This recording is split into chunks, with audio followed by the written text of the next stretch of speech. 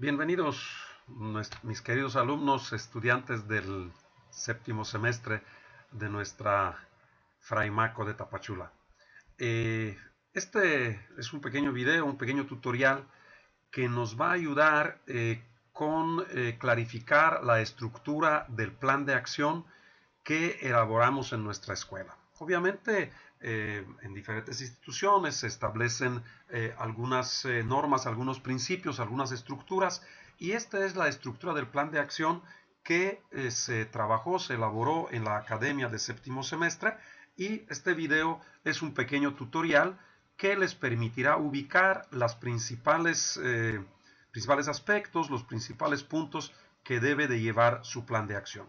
Recordemos que plan de acción responde a la problemática que ustedes identificaron en su práctica docente durante el periodo de diagnóstico y durante el periodo de la práctica intensiva que realizaron, y este plan de acción tendrá que aplicarse, llevarse a cabo posteriormente en el periodo de próximas prácticas.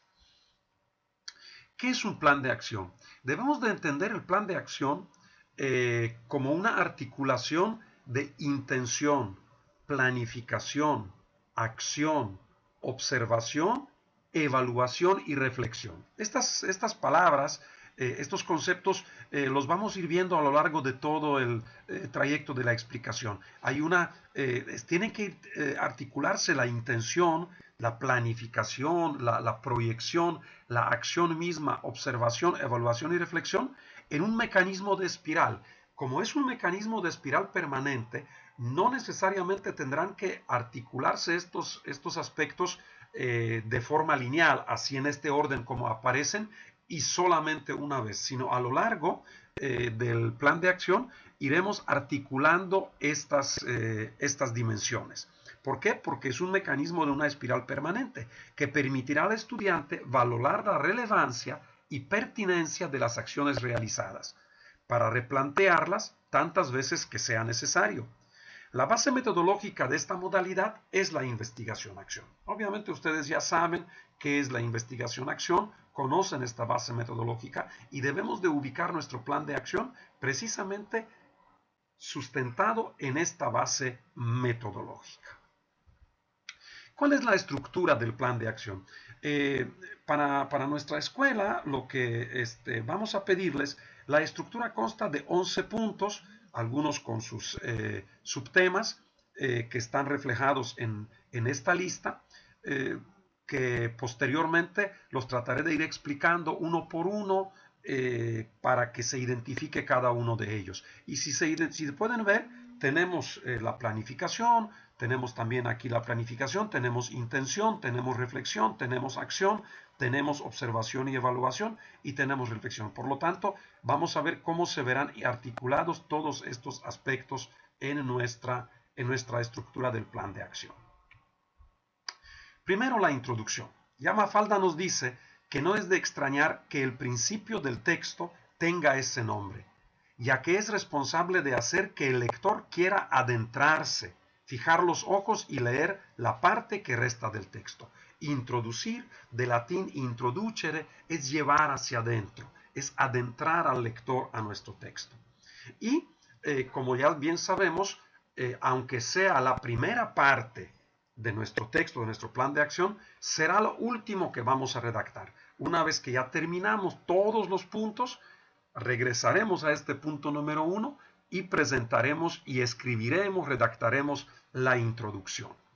¿Qué es lo que debe de contener? Debe contener características generales del escrito, explicar qué es este escrito, en qué consiste, qué es un plan de acción, a qué corresponde el plan de acción y qué características tiene. También tenemos que explicar la finalidad del escrito. ¿Cuál es la finalidad de elaborar un plan de acción? Ubicar este plan de acción dentro de todo el proceso de la práctica docente en séptimo y octavo semestre, rescatando su valor.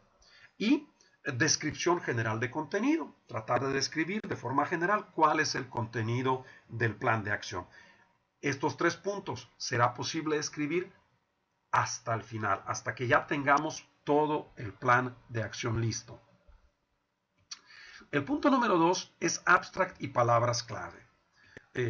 Dentro de nuestra formación normalista, dando la importancia a la segunda lengua y la investigación en otras lenguas, vamos a utilizar una presentación general del contenido del escrito en inglés, que es precisamente el abstract, y señalar un mínimo de 10 palabras clave de su plan y su traducción al inglés. El punto número 3 se llama contexto y diagnóstico. Y aquí vamos a entrar con lo que sería la planificación. Ya cuando entreguen ustedes el plan de acción, no es necesario anotar estas especificaciones de planificación, simplemente bastará con contexto y diagnóstico, pero quiero resaltar aquí para que identifiquemos qué estamos reflejando. En este caso, estamos reflejando la planificación. Y este se va a dividir en dos subtemas. 3.1, datos y descripción general del contexto, de la escuela y del grupo. Este texto pueden retomarlo de la introducción del diagnóstico inicial. Recuerden que cuando hicieron el diagnóstico inicial, en la introducción se redactó esta parte de los datos y descripción general del contexto. Por lo tanto, pueden utilizar esta redacción, pueden utilizar este texto y incluirlo aquí en esta parte que es 3.1. Posteriormente vamos a redactar el 3.2, que es resultados del diagnóstico. Y con respecto a esto, podemos retomar, podemos utilizar lo escrito en el punto número 3, en la parte número 3, en el capítulo 3 del diagnóstico inicial. Recordemos que en el informe de nuestro diagnóstico inicial, el punto 3 hacía referencia precisamente a los resultados del diagnóstico, donde los dividimos en escuela, lo dividimos docente y los niños. De esta misma manera, dividiendo en los tres núcleos, presentaremos otra vez los resultados del diagnóstico para que el punto de partida de nuestro plan de acción sea este diagnóstico inicial que realizamos. Entonces tenemos que tomar en cuenta los tres ámbitos: escuela, docente y los niños, y presentar todos los resultados del diagnóstico inicial. El punto número 4 es la focalización y descripción del problema. Otra vez vamos a focalizar y describir nuestro problema. Y esto lo realizaremos a través de FODA. Identifica por medio de la técnica FODA las áreas de oportunidad. Utilizando la técnica FODA, se van a identificar las áreas de oportunidad y se plantearán las estrategias o las propuestas estratégicas de intervención a partir de las fortalezas, oportunidades, debilidades y amenazas que hemos identificado desde el diagnóstico hasta en el último periodo de prácticas que realizamos. Posteriormente, una vez realizando FODA, presentando lo que es la lista plana y lo que es matriz FODA, vamos a dar cuenta del problema de la práctica que se desea mejorar. Rescataremos de la matriz FODA cuál es la problemática central, cuál es la problemática más significativa, estratégica, a la que deseamos mejorar. Se incluye un diagnóstico al término del periodo de prácticas de la situación que permite describir y analizar los hechos alrededor del problema. ¿Qué quiere decir? Vamos a describir, vamos a elaborar una especie de diagnóstico, describiendo, analizando lo que hay alrededor de esta problemática que hemos identificado. Argumentar la trascendencia de esta problemática. Algunas preguntas que pueden orientar la elaboración de esta focalización sería preguntarnos y redactarlo y contestarlo en el texto de focalización y descripción del problema cuando estemos describiendo nuestro problema. Una vez focalizado, es cuál es la causa posible del problema, qué tipo de problema es, cuál es el objetivo para mejorar la situación o qué proponemos hacer al respecto, a quién y cuándo afecta este problema, etcétera, etcétera. Es decir, vamos a tratar de describir y contextualizar el problema que hemos identificado. Posteriormente, vamos a reflexionar sobre estos interrogantes. Reflexionar sobre estos interrogantes permitirá una descripción más pormenorizada de los hechos de la situación. No se trata nada más de decir, este es el problema. No, estos interrogantes nos permitirán describir de manera pormenorizada los hechos, la situación del fenómeno que queremos analizar. También esta parte de la focalización y descripción debe de justificar la pertinencia. ¿Qué tan pertinente es atender esta situación? La viabilidad. ¿Qué tan viable es atender esta situación? Y la trascendencia estratégica del problema para superarlo. ¿Por qué? Porque no se trata de buscar cualquier problemita y resolverlo, sino que sea una situación que sea estratégica, donde al resolver este problema logramos trascender a otros problemas que salieron en el FODA, que a partir de este problema logramos de algún modo subsanar otras problemáticas que se han identificado. Por eso tiene que ser una problemática de trascendencia estratégica. Esto se verá un poquito más al fondo cuando se vea la técnica FODA y se vea estas estrategias o estas propuestas de acción estratégicas. Y también la reflexión debe ser sustentada con evidencias de la práctica. No basta solamente decir que esta es la problemática en mi aula. Hay que sustentarlo con evidencias, citas del diario de campo, entrevistas a los alumnos, a los padres de familia, encuestas realizadas, resultados de evaluaciones aplicadas, trabajos de los alumnos, etc. Tenemos que demostrar con hechos que esta es una problemática real que hemos encontrado en nuestra práctica docente. El punto número 5 son competencias y propósitos profesionales. Y aquí estamos marcando ya una intención. Y lo vamos a dividir obviamente en 5.1, que serán competencias a desarrollar. En este caso vamos a seleccionar y enlistar las competencias genéricas primero y después profesionales, cuyo desarrollo será favorecido al abordar el problema focalizado. Tenemos que ver si yo trabajo esta problemática con mis alumnos, si yo elaboro este plan de acción y posteriormente lo lleve a cabo, cómo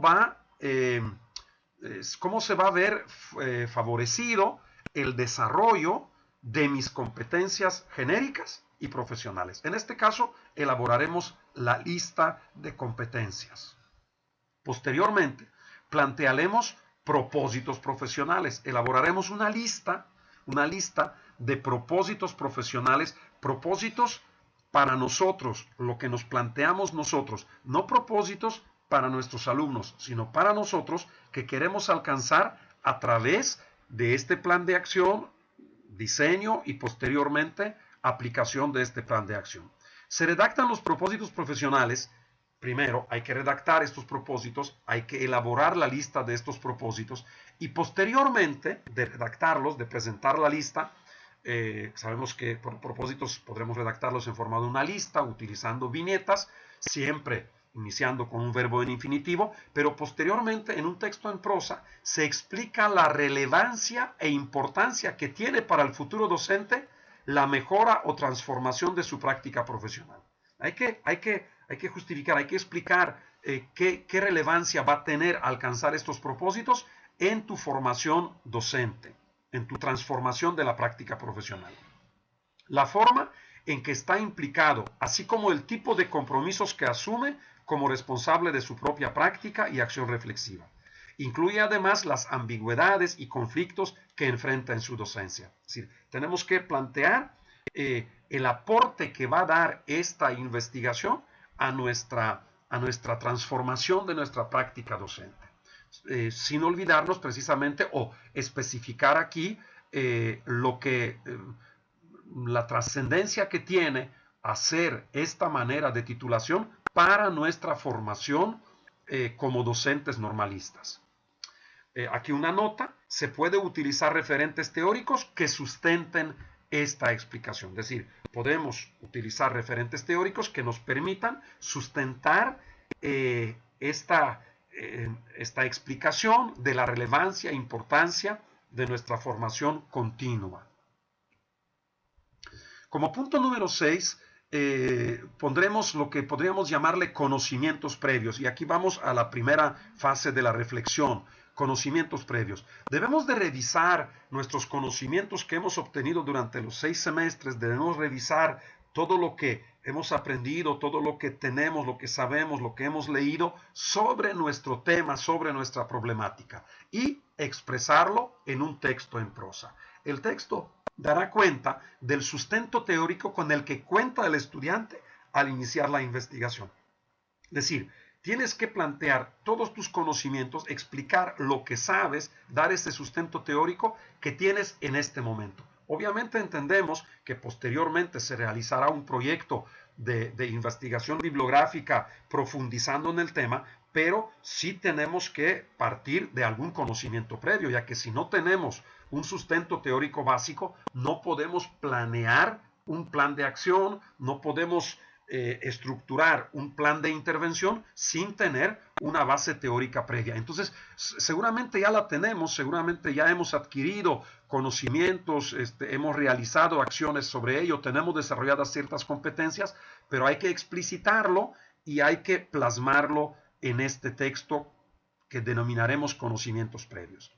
También señalará las principales referencias teóricas planteadas por distintos autores sobre la temática seleccionada. A ver, ¿qué autores, qué principios teóricos existen sobre mi temática? Entonces, hacer esta referencia, tener estos autores de referencia y plantear cuál es su teoría. También es importante identificar los principios pedagógicos involucrados en el proyecto. Es indispensable. No podemos elaborar un proyecto de intervención desligado de los principios pedagógicos que nos marca el plan de estudios de educación básica. Entonces tenemos que acudir otra vez a esta lista de principios pedagógicos e identificar con qué principios pedagógicos está involucrado nuestro proyecto, en qué principios nos vamos a basar. También es importante en estos conocimientos previos clarificar enfoque metodológico de investigación-acción. Esta parte también sí tenemos que expresar, tenemos que explicar, tenemos que explicitar que tenemos claro en qué consiste el enfoque metodológico de investigación-acción. Porque no podemos metodológicamente estar por ahí deambulando, sino tenemos que tener también la claridad metodológica en lo que se va a desarrollar este proceso de investigación-acción.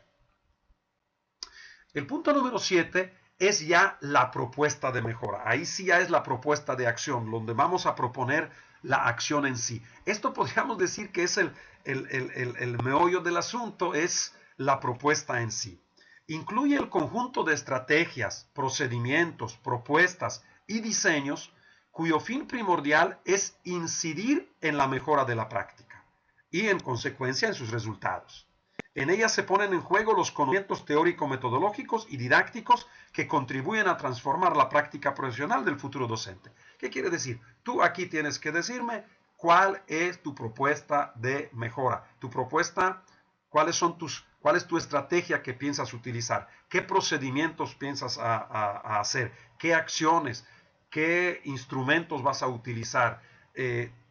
Diseñar tu intervención docente durante 8 semanas de la próximo periodo de prácticas. Esta propuesta de acción tiene que ser una propuesta que abarque 8 semanas de práctica. Una propuesta que vamos a poder aplicar en 8 semanas para posteriormente ver, después de accionarla, ver los resultados de esta intervención. ¿Qué debe de contener? Debe de contener un título del proyecto. Tenemos que asignarle un título al proyecto.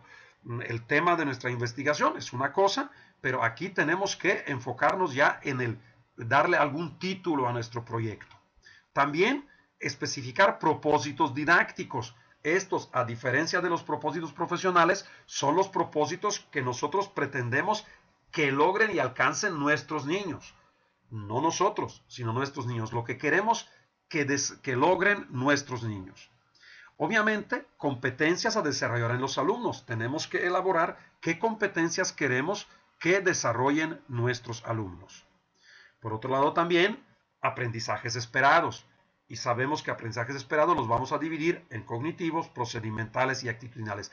¿Qué esperamos que aprendan los alumnos a través de aplicación de esta propuesta? Otro punto importante es estándares curriculares en caso que existan. Sabemos que no todas las asignaturas cuentan con estándares curriculares y dependiendo qué plan de estudios estamos trabajando. Si estamos trabajando ya el plan de estudios nuevo, este no contempla estándares curriculares, pero si el grado y el plan de estudios que estás trabajando contempla estándares, pues hay que también tomarlos en cuenta. Otro es la distribución didáctica. A ver cómo lo vamos a distribuir. Por sesiones, qué estrategias vamos a usar, qué procedimientos, qué técnicas, qué acciones, etcétera, etcétera. Vamos a tener que pensar si nuestra modalidad de trabajo será un proyecto, si serán secuencias didácticas, si serán actividades puntuales o cuál va a ser la modalidad de trabajo y cómo vamos a distribuir didácticamente esta propuesta de acción. Los tiempos que vamos a utilizar, hay que desglosar los tiempos, hay que ordenarlo por temporalidad, si es semanalmente, si es por sesiones, los días que se van a aplicar, para distribuir bien los tiempos de aplicación. También los recursos, qué materiales, qué recursos, qué equipo vamos a necesitar para desarrollar esta propuesta de mejora.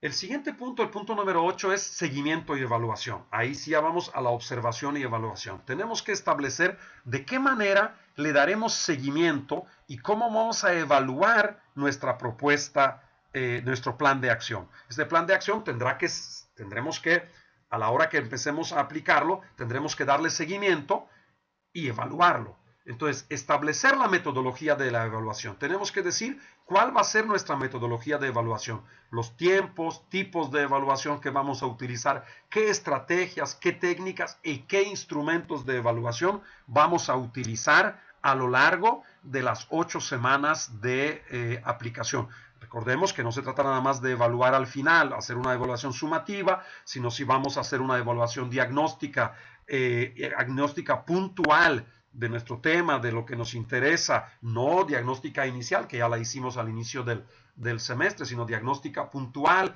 las evaluaciones procesuales que realizaremos durante las 8 semanas y obviamente una evaluación final al término de las 8 semanas. Implica la utilización de diferentes recursos metodológicos y técnicos que permitan evaluar cada una de las acciones realizadas o evidencias obtenidas, con la finalidad de someterlas a ejercicio de análisis y reflexión que conduzcan a su replanteamiento. Recordemos que siempre tenemos que tener este enfoque formativo, entonces debemos tener evidencias, debemos de tener materiales que permitan análisis, que permitan reflexión y replanteamiento. Es importante destacar que se requiere utilizar los instrumentos más adecuados y pertinentes para dar seguimiento y evaluar permanentemente las acciones que realiza el estudiante en su práctica profesional. Es decir, debemos de pensar en una evaluación continua, en una evaluación formativa y no solamente la evaluación final o sumativa. Y la evaluación debe abarcar 3 elementos. Debemos de establecer metodologías, tiempos, técnicas e instrumentos para evaluar 3 cosas o 3 elementos. Aprendizaje del alumno. Vamos a evaluar el aprendizaje del alumno. Acuérdense que no evaluamos a los alumnos, evaluamos su aprendizaje. Entonces vamos a evaluar qué van aprendiendo, qué están aprendiendo y al final qué aprendieron los alumnos. Pero también vamos a evaluar el desempeño del docente en formación. Entonces hay que establecer técnicas e instrumentos donde se evalúe tu desempeño. Puede ser autoevaluación con técnicas autoevaluativas o heteroevaluación pidiendo que los niños te evalúen o coevaluación pidiendo que tu docente del grupo, como tu docente que está a tu par impartiendo clases, también te evalúe. Y habrá que establecer también metodología, técnicas, instrumentos de evaluación de la pertinencia de la propia propuesta. O sea, una cosa es el aprendizaje de los alumnos y otra cosa es qué tan pertinente está resultando la propuesta. Por ejemplo, los tiempos, materiales, equipos, qué tan realmente está bien la propuesta misma o tal vez no, y habrá que hacerle ajustes, porque puede ser que el aprendizaje de los alumnos no resulta ser tan bueno, pero no es por situación de alumnos mismos, ni por tu desempeño como docente, sino porque la propuesta realmente no es pertinente, o no, o tu propuesta es pertinente, tus alumnos quieren aprender y pueden aprender, pero tal vez el desempeño del docente no es el adecuado. Por eso hay que evaluar estos tres elementos. Posteriormente vamos a la estructura de reflexión del ciclo de mejora, es decir, una estructura donde estableceremos cómo vamos a seguir reflexionando en el ciclo de mejora. En este caso, la reflexión es el proceso que cierra y abre el ciclo de mejora. Siempre cerramos y a la vez abrimos, es constante. Permite el replanteamiento del problema para iniciar un nuevo ciclo de la espiral autorreflexiva. Involucra una mirada retrospectiva y una intención prospectiva, es decir, yo miro hacia atrás, pero con una intención de cambio para el futuro, que forman conjuntamente la espiral autorreflexiva del conocimiento y acción. Da paso a la elaboración del informe. Esta reflexión del ciclo de mejora es la que nos va a dar paso, es la ancla entre nuestra acción y nuestra elaboración del informe. ¿De qué manera lo vamos a hacer? Vamos a determinar las preguntas generadoras para la reflexión del ciclo de mejora, en correspondencia con los propósitos profesionales, siempre en correspondencia con los propósitos. Nuestras preguntas generadoras tienen que corresponder a los propósitos planteados. Se establecen las estrategias, técnicas e instrumentos pertinentes que permitan la elaboración de datos, obtención de datos, evidencias para propiciar el análisis y evaluación de cada una de las acciones emprendidas. Guión de observación, diario de campo, guiones de entrevistas, productos, fotografías. Tenemos que decir con qué vamos a obtener información para poder hacer la reflexión de nuestro plan de acción. Y pueden ser guiones de observación, diarios de campo, obviamente, podemos realizar entrevistas, pedir productos, etcétera, etcétera. ¿De qué manera lo vamos a hacer? Lo vamos a hacer en forma de un cuadro, lo vamos a presentar en forma de un cuadro. Entonces, en el cuadro vamos a volver a plasmar nuestro propósito profesional. Así, primer propósito, primer cuadro, primer propósito. Y a partir de este propósito vamos a elaborar la lista de preguntas generadoras en forma, obviamente, de interrogantes, preguntas. ¿Qué queremos saber? ¿Qué nos preguntamos en referencia a este propósito? ¿Cuáles son nuestras preguntas generadoras? Después de esta pregunta generadora la vamos a convertir a una afirmación, a un tópico, diciendo qué es lo que se quiere saber planteando esta pregunta. Si yo planteo esta pregunta, ¿qué quiero saber?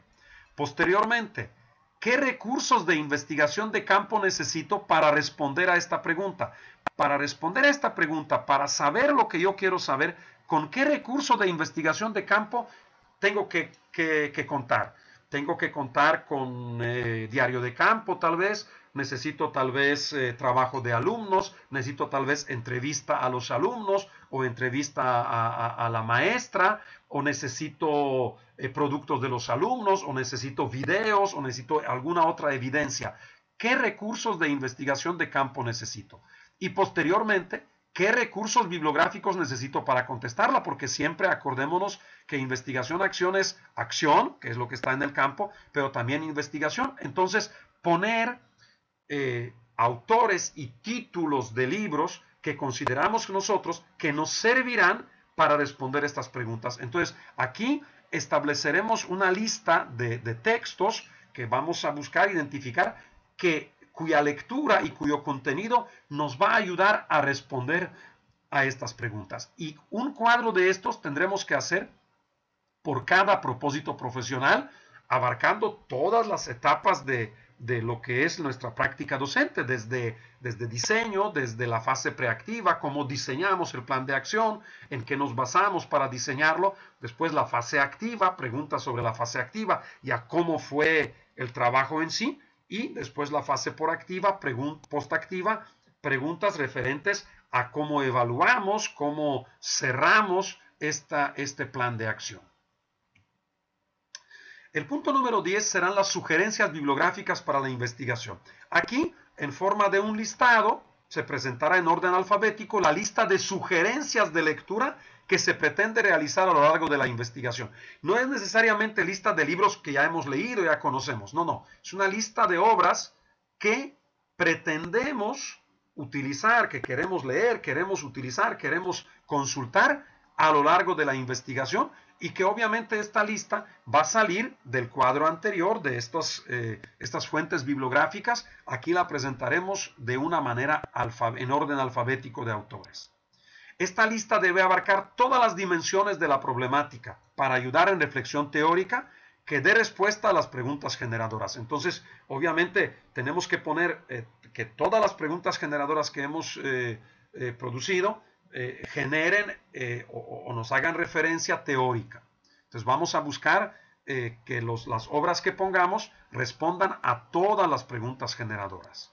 Y a lo largo del proceso de reflexión podrán agregarse nuevos textos no incluidos en la lista, o podrá depurarse su contenido. Por ejemplo, si nosotros ya en enero, en febrero, encontramos algún libro nuevo, alguien nos recomienda otro libro, decimos, está mejor, tiene mejor sustento teórico para mi investigación, puedo anexarlo, no hay ningún problema. Lo mismo, si ya posteriormente vemos que alguna de las obras que pensamos que nos iba a servir no sirve, podemos eliminarla. Y el punto número 11 son las referencias. Y las referencias ya las conocemos, se refiere a las fuentes de consulta bibliográficas, hemerográficas, electrónicas, etcétera, que se utilizaron durante el proceso de elaboración del plan de acción. Es decir, es la lista de referentes que hemos usado adentro del plan, que hemos utilizado para elaborar cualquier parte de nuestro plan de acción. Bien, pues no queda de otra sino desearle el éxito en este proceso de elaboración de plan de acción, ya que un plan de acción exitoso influirá mucho en lo que es aplicación de él y posterior análisis.